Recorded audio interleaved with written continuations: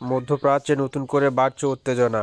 Iran ও যুক্তরাষ্ট্রের মধ্যে চলমান রাজনৈতিক ও সামরিক টানাপোড়েন আবারও আন্তর্জাতিক উদ্বেগের কারণ হয়ে উঠেছে।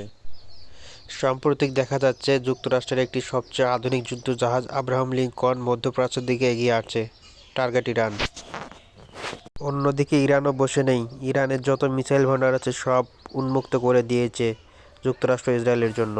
অন্যদিকে ইরানও একাধিক সামরিক মহড়া ও ক্ষেপণাস্ত্র পরীক্ষার মাধ্যমে নিজেদের শক্তি প্রদর্শন করেছে। দুই পক্ষই সরাসরি যুদ্ধের কথা অস্বীকার করলেও পরিস্থিতি যে অত্যন্ত সংবেদনশীল তা অস্বীকার করার উপায় নেই। 1979 সালের ইসলামী বিপ্লবের পর থেকে ইরান ও যুক্তরাষ্ট্রের সম্পর্ক বৈরী ও পারমাণবিক কর্মসূচি, অর্থনৈতিক নিষেধাজ্ঞা এবং মধ্যপ্রাচ্যে প্রভাব বিস্তার, এই তিনটি বিষয় মূল দ্বন্দ্বের কেন্দ্র। বিশেষজ্ঞদের মতে, যুক্তরাষ্ট্রের সামরিক শক্তি সরাসরি যুদ্ধের ক্ষমতা রাখলেও ইরান মূলত ক্ষেপণাস্ত্র, ড্রোন এবং আঞ্চলিক মিত্রগোষ্ঠীর মাধ্যমে নিজেদের কৌশল সাজিয়ে থাকে। এই উত্তেজনার প্রভাব শুধু মধ্যপ্রাচ্যেই সীমাবদ্ধ নয়, বিশ্বের গুরুত্বপূর্ণ তেল সরবরাহ পথ হরমুজ প্রণালীতেও কোনো অস্থিরতা তৈরি হলে তার প্রভাব পড়তে পারে বৈশ্বিক অর্থনীতিতে।